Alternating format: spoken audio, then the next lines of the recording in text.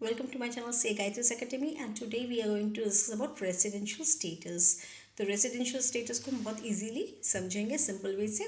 Let's start. Okay. Residential status, okay, हमें जानना बहुत ज़रूरी है for income tax charges. अभी residential status जानने के लिए हमें first में देखना है whether an individual is a resident or non-resident. ठीक है? So for becoming an individual, for becoming a resident, he has to fulfill any of the 2 points. 2 conditions है, तो उनमें से वो कोई भी एक condition को fulfill करने से he will be considered as a resident. तो first condition क्या है? Either he has to stay in India for 180 days in the current previous year, okay?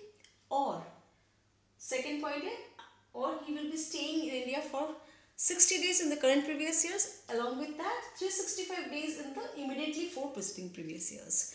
So इन दोनों में से कोई भी एक point को अगर वो fulfill करता है, then he will be considered as a resident, okay?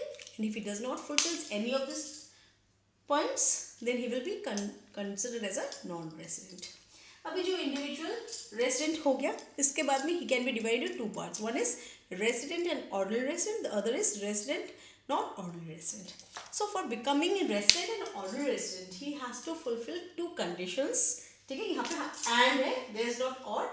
दोनों ही conditions को fulfill करेगा तो वो consider किया जाएगा as a resident and ordinary resident. So what are the 2 points? First, he has to be resident in India in the 2 out of the 10 immediately preceding previous years, plus he has to stay in India in the 730 days in the immediately 7 preceding previous years. तो ये दोनों conditions उसको follow करने से, if he fulfills these 2 conditions, along with being a resident, he will be resident and ordinary resident. और अगर ये fulfill नहीं कर रहे तो वो हो जाएगा resident and non ordinary resident. Thank you.